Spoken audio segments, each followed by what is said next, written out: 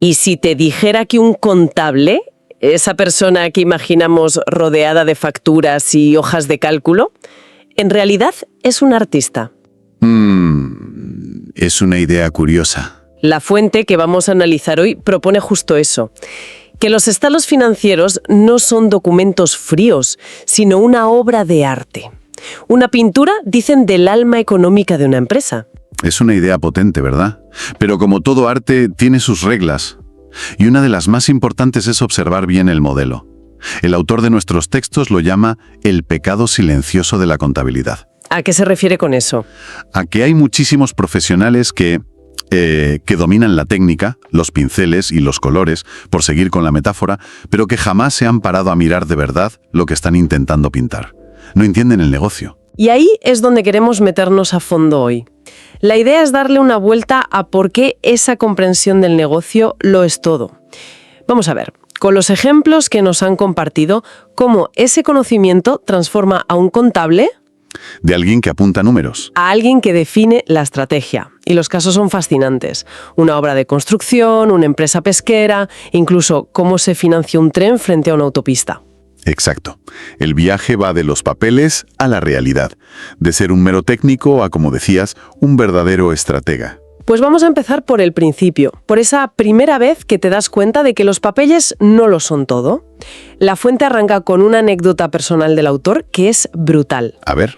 Era un auditor muy joven, muy novato, y le toca revisar una empresa constructora. Se pasa días encerrado revisando cada coste, cada factura, y lo deja todo niquelado en su Excel. Estaba orgullosísimo de su trabajo. Se sentía invencible. El rey del dato. Conoce la sensación, ¿verdad? Cuando crees que tienes todo bajo control porque los números cuadran al céntimo. Totalmente. Y en esas llega su jefe y le suelta una pregunta muy simple. Freddy, ¿ya viste la obra? Uf. Y él, claro, responde que sí, que por supuesto que tiene todos los costes cuadrados en el Excel. Pero el jefe le frena en seco. Le dice, no. Le dice, no te hablo del Excel, te hablo de la obra de verdad, del cemento, de los ladrillos. ¿Ha sido? Y la respuesta, claro, fue que no. Fíjate qué momento. Lo llevaron a la obra y para él fue una epifanía. De repente, el Excel desapareció y apareció la realidad. El polvo, el ruido. El polvo, el ruido de la maquinaria, los ingenieros gritando órdenes, tomando decisiones que valían miles de euros en cuestión de segundos sobre planos llenos de barro. Ahí se dio cuenta de que no sabía absolutamente nada. Claro, porque en su Excel ponía subcontratación de cimientos, pero él no tenía ni idea de lo que eso implicaba, de cómo se medía si el avance era del 30% o del 40%. O de por qué una lluvia tonta. Exacto, o por qué un retraso de 2 semanas por una lluvia tonta podía mandar al traste la rentabilidad de todo el proyecto. La lección fue inmediata y le cambió la carrera. Claro. Para un contable, ver el negocio es infinitamente más importante que ver los papeles. Es que esa es la clave. Es la diferencia abismal entre el dato abstracto y la realidad operativa. Un Excel no huele a cemento fresco, no siente la presión de una fecha de entrega. Para nada. Entender el negocio es entender el contexto que da vida a las cifras. Es que cada línea de coste en esa hoja de cálculo no era un número, era una decisión humana, era material físico, eran horas de trabajo bajo el sol. Claro. Sin ver eso, el auditor solo estaba comprobando que 2 más 2 son 4, no si la casa se estaba construyendo bien o si se iba a caer. Es una analogía buenísima. Es como intentar criticar un plato leyendo solo la lista de ingredientes. Te falta todo. Te falta la técnica del chef. La calidad del producto, el tiempo de cocción. Exactamente. Te falta el alma del plato. Pues en contabilidad pasa lo mismo. Sin entender el cómo se cocina, los números son solo una lista de la compra. Vale, entiendo perfectamente la importancia de ver lo físico. Pero me imagino que esto va más allá. Que entender el negocio también es comprender cómo fluye el dinero, la estrategia comercial, el modelo, aunque no se pueda tocar. Has dado en el clavo. Y aquí es donde la cosa se pone mucho más sutil y, si me apuras, más interesante. A ver. Porque las fuentes nos muestran cómo una misma actividad se puede, y se debe, registrar de formas radicalmente distintas dependiendo del modelo de negocio que haya detrás. Ya no es solo aplicar la norma. Es interpretarla. Es interpretarla a la luz de la estrategia de la empresa. A ver, ponme un ejemplo. El texto nos da uno muy bueno sobre algo tan básico como el estado de flujos de efectivo. La situación. Un asistente contable prepara el informe. Y lo hace perfecto, de manual. Sigue todos los pasos técnicos a rajatabla. Bien. Y, por supuesto, incluye una línea que se llama cobranzas a clientes, calculada con la fórmula estándar que se enseña en todas las facultades. El resultado final cuadra, es matemáticamente impecable. Suena bien. ¿Dónde está el problema? El problema es que, aunque los números eran correctos, la historia que contaban era mentira. Era un error conceptual, totalmente invisible si no conocías el negocio. ¿Por qué? Resulta que esa empresa era financiada al 100% por su casa matriz, que casualmente era también su único cliente. O sea, un circuito cerrado. La matriz le daba dinero para operar y luego le compraba todo lo que producía. Eso es. ¿Y qué pasaba a final de año? Que no había un cobro a clientes real. Nadie hacía una transferencia bancaria. Lo que hacían era una simple compensación en los libros. La deuda que la empresa tenía con la matriz por el préstamo se cancelaba contra las cuentas por cobrar que tenía con la matriz por las ventas. Vaya. El efecto neto en el balance era el mismo, pero conceptualmente es un mundo de diferencia. El informe decía, hemos cobrado de nuestros clientes, cuando la realidad era, hemos cancelado deudas internas. Entiendo. Es una ficción. Sugiere una actividad comercial con el mercado que en realidad no existe. Y eso, para un inversor o un banco que lo lea, es engañoso. Totalmente. Y aquí te planteas la gran pregunta. ¿De qué sirve la perfección técnica si la representación de la realidad es fundamentalmente falsa? Claro. El error no estaba en la calculadora, estaba en no haber entendido cómo funcionaba de verdad esa empresa. Vale, este ejemplo es muy sutil. Pero el siguiente que mencionan las fuentes es, creo, aún más revelador, porque compara dos proyectos que a simple vista parecen gemelos. ¿Ah, sí?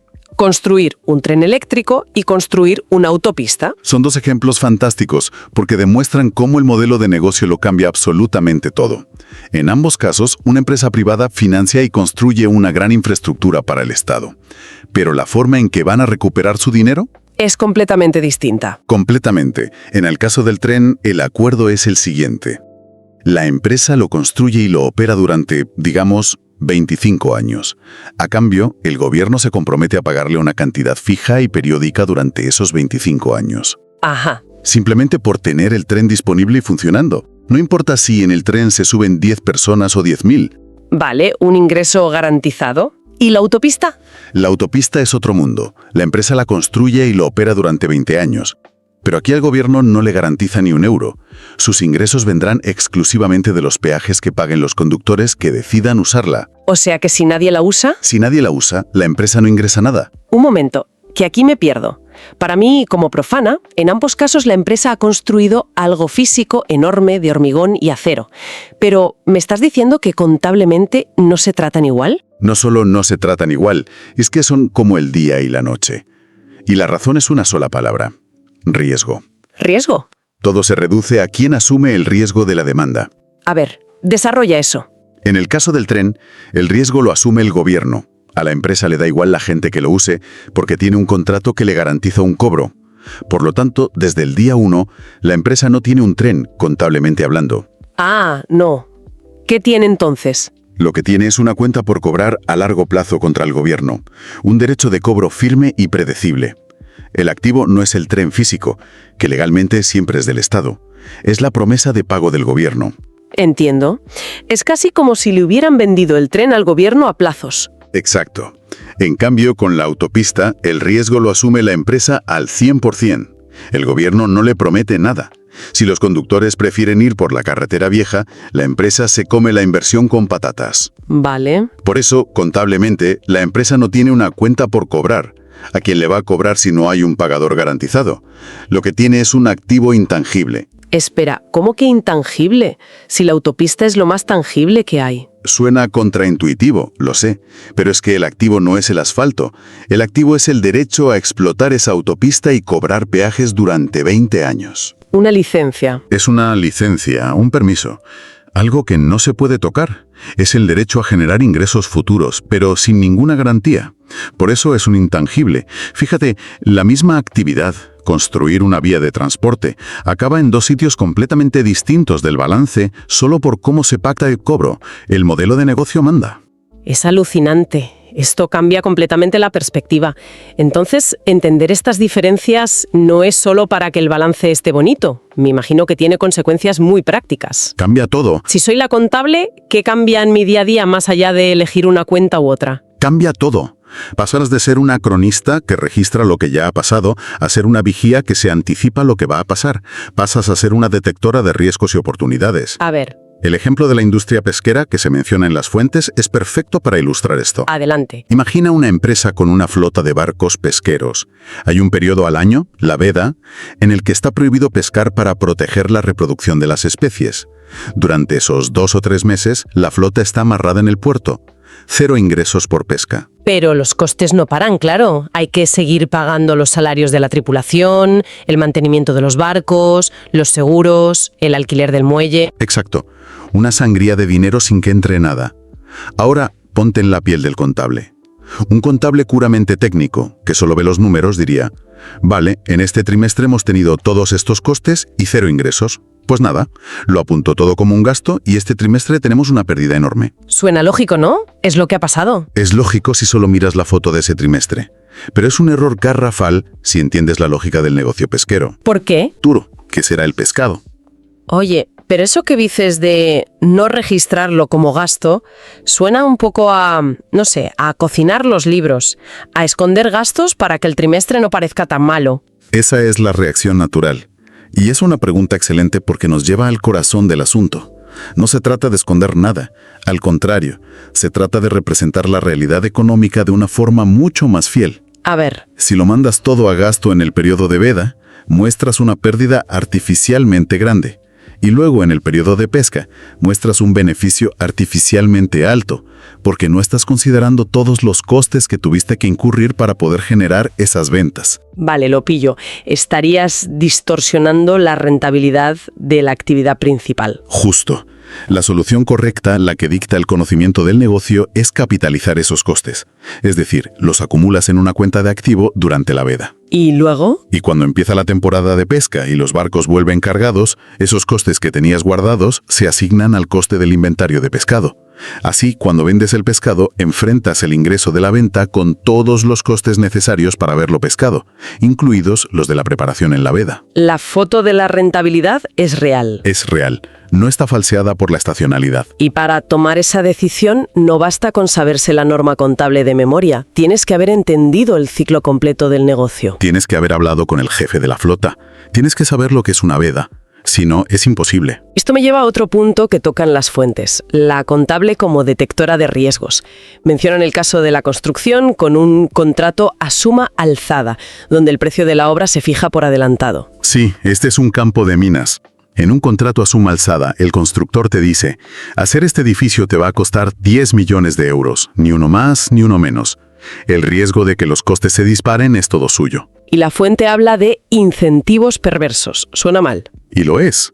Piensen cómo se llega a esos 10 millones. Normalmente se calcula un presupuesto detallado de costes, materiales, mano de obra, etc. Y se le añade un margen de beneficio. Ahora imagina al ingeniero o al comercial que está preparando la oferta.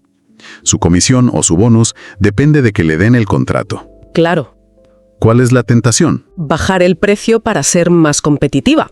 Y la forma más fácil de hacerlo es siendo, digamos, optimista con el presupuesto de costes. Recortar un poco de aquí y de allá en la hoja de cálculo. Has usado la palabra perfecta. Optimista. Un optimismo que puede llevar al desastre. Porque si esos costes son irreales, la empresa puede acabar firmando lo que se conoce como un contrato oneroso. La pesadilla del sector. Totalmente. Un contrato en el que los costes reales para terminar la obra van a ser, con toda seguridad, superiores al precio de venta que has firmado. Has firmado para perder dinero. Claro, la eterna batalla entre el departamento comercial, que quiere vender como sea, y el departamento financiero. Que tiene que lidiar con los márgenes. Y ahí es donde entra la contable estratega. La contable técnica, la que solo registra facturas, se enterará de la pérdida cuando ya sea tarde.